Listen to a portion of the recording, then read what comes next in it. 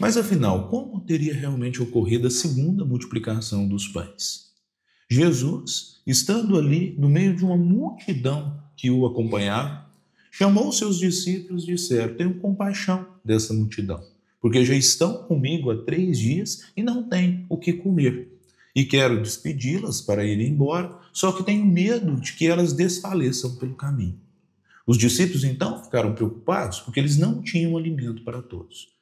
E, questionando o mestre pergunta: Quantos pães que nós temos? E eles respondem: Temos 7 pães e alguns peixinhos. Então Jesus ali aplica algo extraordinário para nós. Mas será que é realmente extraordinário? Será que poderemos retirar dali uma essência? Quer saber sobre isso e vem muito mais? Venha conosco no estudo sequencial do Evangelho de Mateus, se tratando de um vídeo de apenas 15 minutos, onde nós vamos mergulhar nesse amor do Cristo. Venha conosco. E hoje chegamos na segunda multiplicação dos pães. Capítulo 15, versículo de 32 a 39 do Evangelho de Mateus. Essa segunda multiplicação, ela está apenas no Evangelho de Mateus e de Marcos. Então, ela não tem registro dentro do Evangelho ali de Lucas e João. Mas, diante disso, nós queremos retirar uma essência. E você vai ver nesse estudo de hoje que muito mais do que multiplicar pães e peixes, Jesus multiplicava várias outras formas de amor que enchiam os corações, não apenas o estômago, mas principalmente o ser total daquelas pessoas que o acompanhavam. E é isso justamente que nós queremos ver nesse estudo. Porque nós queremos retirar a essência, o que realmente significava aquelas palavras. E você vai ver no final desse vídeo que irá engrandecer muito mais a forma com que você enxerga as palavras do Mestre. Para quem não conhece esse nosso estudo, é um estudo de apenas 15 minutos, mas nós tentamos tirar a essência e continuamos nos comentários. Então pedimos para vocês, vá lá nos comentários, diga o que você achou, complemente esse vídeo, porque é um vídeo curto, então não dá para se aprofundar profundamente, mas nós podemos no comentário, unindo corações, comentar cada vez mais. E se gostou do estudo, vá lá no canal do Nepror Abril, se inscreva no canal, ative o sininho para você receber as notificações e teremos um estudo completo lá na playlist do Evangelho, do estudo sequencial do Evangelho. Aí você vai lá na playlist, coloque em dia esse nosso estudo, porque é muito bom também estudar em sequência. Mas aí você fala assim, nossa, eu vou estudar em sequência, então eu já vou lá, vou começar agora. Espera aí, assista esse vídeo aqui, porque a grandiosidade do Evangelho é que você pega uma parte dele, retira dele a essência, e isso é muito profundo. No Evangelho Redivivo, ele traz assim: o episódio da primeira multiplicação dos pães e peixes está registrado nos 4 evangelistas, conforme vimos no tema 44 do estudo. Todavia, essa segunda ocorrência encontra-se em Mateus e em Marcos, é aquilo que eu disse no início. Ele está registrado somente em Mateus e Marcos. Nos outros evangelistas, eles não estão. Isso traz uma conotação muito profunda para nós. Quer dizer que isso não ocorreu? Não. Os evangelistas, nós estamos tratando de textos de 2000 anos. E você vê que os 4 livros foram escritos em períodos diferentes ali. E não apenas por pessoas em si, mas eles foram também sendo compilados, sendo ali repassados. E isso pode ter se perdido alguma coisa ou outra, mas a grandiosidade que os 4 evangelhos que são chamados sinóticos, eles em si, eles trazem uma semelhança muito grande. E aí nós vamos vendo também que eles foram escritos para povos diferentes. Por exemplo, Mateus escreveu ali para o povo judeu, ali para a descendência ali dentro dessas questões ali em aramaico, em outras coisas, e ali dentro do seu povo escrevendo. Já Lucas em si, ele escreveu para os povos gentios. Lucas esteve ali junto com Paulo. O que era gentil? Todo aquele povo que não era judeu, mas tem uma conotação, é muito similar em si. Então esse ponto, ele não tem que ser profundamente alicerçado em si. Mas aqui ainda no Evangelho Redivivo fala assim, o que fica explícito no texto de Mateus é a necessidade de Jesus de alimentar a multidão, movido pela compaixão. É aquilo que nós dizemos. É bom você depois ler e tentar retirar a essência em si. Lendo mesmo, tentando compreender palavra por palavra. Isso que é a grandiosidade de estudar o Evangelho. Talvez uma palavra que desperta algo grandioso. Ele fala, tenho compaixão da multidão, porque eles não têm o que comer. E se eu despedir eles agora, se eu falar que eu estou indo para outro lugar e eles forem, talvez eles desfaleçam pelo caminho. Então ele quer alimentar aquele povo. Isso é muito grandioso, porque ainda ele fala, a multidão faminta, aqui no Evangelho Rede Vivo, que é de Marta Antunes, que faz a coordenação dele pela FEB, fala assim, a multidão faminta ali estava 3 dias distante de casa em local deserto. Há várias explicações para o fato, contudo, em termos espíritas, Kardec considera a possibilidade de Jesus ter eliminado a sensação de fome mais pela irradiação de seus poderes magnéticos do que pela materialização de pães e peixes, propriamente dita. Está lá na Gênesis, capítulo 15, item 48. Nós vamos trazendo isso, que Kardec tenta trazer uma explicação mais racional, que por questões fluídicas, ou seja, o universo ele é cheio de fluidos, não existe vazio. O fluido é isso, é aquilo que permeia, é como se nós todos estivéssemos mergulhados no mar de fluidos. Por exemplo, eu estou pegando essa xícara aqui agora, ela está aqui na minha mão. E se eu deixar ela está na mesa, tem matéria, mas em volta da matéria tem os fluidos. Jesus, como um espírito superior, ele tinha capacidade total de um espírito superior de manipular esses fluidos, de ter uma certa autoridade em si para estar ali manipulando. Então, o que Kardec coloca na Gênesis? Que ele entendia que mais do que isso, Jesus tinha a capacidade de retirar da pessoa, através de fluidos, de colocar nela uma questão fluídica que ela não sentiria a fome em si. E ela estaria nutrida para seguir o seu caminho. Isso, lógico que em pontos de vistas atuais, tem muita gente que não pode imaginar isso, mas tantas coisas que nós vamos descobrindo até mesmo pela ciência, tanta energia, por exemplo, que nós temos aqui agora, que antes não dava nem para imaginar que tinha essa energia, que dava para você pegar essa energia, colocar ela dentro de uma lâmpada em si. Então, à medida que nós vamos progredindo, nós vamos entendendo um pouco mais sobre a questão da natureza. E temos várias pessoas que dizem que não se alimentam, que não morrem, que tomam só uma água ou alguma coisa nesse sentido. Então, isso também é inexplicável em si. Inexplicável de um ponto de vista atual diante das nossas ciências. Mas à medida que nós formos evoluindo, pode ter sim uma explicação muito racional para algo dizendo ali dos fluidos em si, que vai trazer uma explicação ainda mais racional dentro do ponto de vista científico. Porque Kardec coloca muito um ponto de vista de querer trazer uma racionalidade. Isso é muito correto, porque o Espiritismo trabalha dentro de filosofia, ciência e religião. Então é dentro dessa tríade em si. Então ele tenta trazer um ponto de vista mais racional também. Há também outras conjecturas.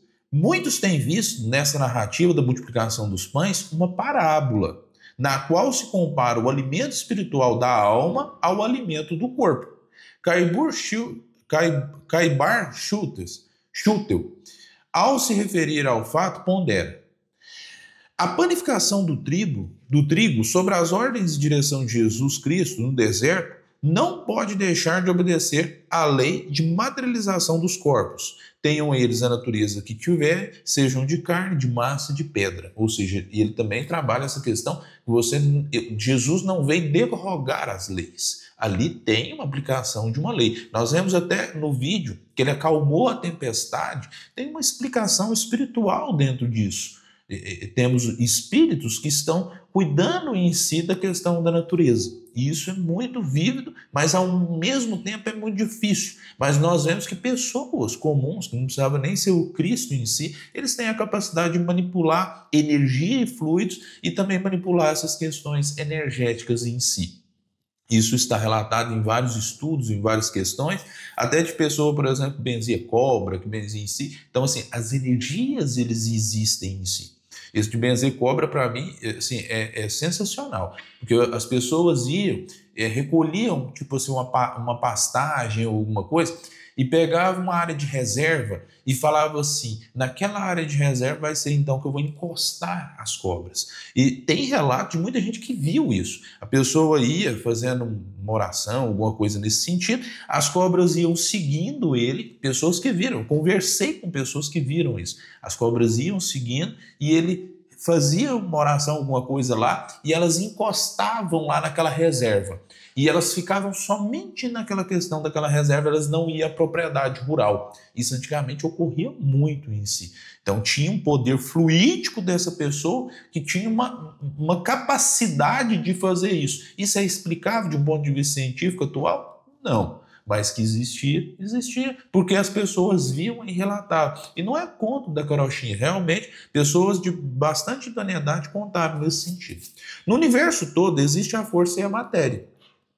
Na atmosfera terrestre, a força e a matéria se manifestam de modo frisante. No deserto e no monte, nas cercanias do Tiberíades, não podia deixar de haver profusão de forças e matéria. Assim como o mestre multiplicou no deserto os pães e os peixes, e saciou a multidão faminta, recolhendo-se ainda de sobra, ou seja, por quê? Quem lê aqui o Evangelho vai saber que ele pegou os 7 pães e os peixinhos e multiplicou e foi espalhando para as pessoas e ainda sobrou. Isso tem um significado dentro do Evangelho, que ele pode ser concedido conforme uma parábola também, que Jesus saciou a fome das pessoas. A fome de quê? A fome de amor, de realmente ter o conhecimento de coisas superiores, e ainda sobrou em abundância. E as pessoas partiram nutridas desse amor. Isso também é uma questão de analisar também a questão por uma parábola em si. De sobra muitos cestos e pedaços de pães e peixes, assim continuará ele a fazer aos que buscarem a sua palavra, aos que lhe obedecerem os preceitos, aos que tomarem vivo interesse pelo seu próprio progresso espiritual. Ou seja, aqueles que buscarem realmente entender as palavras do Cristo, tentar se saciar desse amor, eles receberão em abundância também. De 2 naturezas eram os pães que Jesus ofertou à multidão, que pressurosa seguia seus passos, o pão para o corpo e o pão para a alma. O pão que sacia a fome do espírito. Isso é muito vívido. Dentro desse estudo, nós não devemos pegar as coisas pela letra. Não é assim, é pão, ele pegou aqui e foi multiplicando isso aqui, deu para a multidão. Pode ter uma conotação de uma parábola. Isso perde a grandiosidade, porque ele não fez uma multiplicação viva ali dos pães. Isso que nós queremos colocar. Mais do que isso, Jesus modificou corações. Mais do que saciar fome física, todas aquelas pessoas que ele teria saciado as fomes físicas, elas faleceram. Todas as pessoas que foram curadas pelo Mestre, elas já faleceram. Então o que acontece? Não é uma cura do corpo, é uma cura da alma em si que Jesus buscava. Elevemos em reconhecimento e gratidão pelas muitas graças que cotidianamente dele vamos recebendo. E não nos esquecemos de que bem-aventurado não será só o que ouviu a palavra do Evangelho, mas sim o que puser em prática. Isso é muito importante, que está aqui em Schultz, Caibar Schultz, o espírito do cristianismo. Ele é o Clarim de 2001, capítulo 12. Isso é muito vívido, porque o que acontece? Esse final, até vou ler ele de novo, e não nos esquecemos de que bem-aventurado não será só o que ouviu a palavra do Evangelho, mas sim o que a puser em prática. Nas minhas redes sociais, eu coloquei um vídeo essa semana no Instagram, Douglas Marcos, é Douglas Marcos GR, @Douglas Marcos GR. Um vídeo sobre a questão de caridade, que fala, fora da caridade não há salvação. Então nós vamos vendo que não é somente você estudar o Evangelho, você tem que colocar ele em prática. É isso que Jesus nos convida em si. Somente para arrematar o estudo de hoje, vou trazer uma visão de Eliseu Rigonati, que está no Evangelho no Evangelho dos Humildes, que ele traz assim. À primeira vista, parece que Jesus não tinha se apiedado segunda multiplicação dos pães, desculpe. Jesus, que manejava com facilidade as leis ruins que regem nosso globo, fazia com que se materializassem em suas mãos um bocado de pães que em seguida eram dados aos poucos. Nada há de anormal nesse fenômeno, que já tem sido reproduzido em sessões espíritas de efeito físico, guardando-se as devidas proporções, onde os espíritos, servindo-se dos médios de efeitos físicos, já têm materializado não só bocados de pão, como outros objetos. Ele cita aqui que em manifestações, em sessões de questões dentro do espiritismo, valendo-se de médiuns de efeito físico, a espiritualidade tem se materializado, materializa Rosa, tem relatos do Chico participando de alguns, Chico Xavier, participando de algumas sessões dessas, onde se materializava uma Rosa. Lógico que dentro das devidas proporções, porque Jesus ali teria alimentado uma multidão de 4.000 homens, fora mulheres e crianças. Então nós vamos vendo que as proporções eram infinitas dentro de Jesus em si. Então, o Eliseu Rigonati coloca que isso aqui também é possível de um ponto de vista de energia espiritual dentro do Mestre Jesus. Um agradecimento a todos que estão fazendo parte desse nosso estudo. Ele realmente, estudar o Evangelho é mergulhar no amor do Cristo. Convido a todos para compartilhar a sua opinião ali. Conforme eu disse no início, comente nesse vídeo o que você está achando, complemente, traga para nós algo novo. Talvez tenha alguma correção que você quer fazer nesse vídeo, também traga dentro ali dos comentários, curte ele para ele ter uma dimensão ainda maior e compartilhe com alguém que você ama. Porque dentro desse amor do Cristo, ele estudou a primeira lei em si, ele nos ensinou a amar a Deus sobre todas as coisas e ao próximo como a si mesmo. Você ama o próximo, você entende que esse estudo, ele engrandece sua vida, compartilhe ele com alguém que você ama. E até o próximo estudo sequencial do Evangelho de Mateus.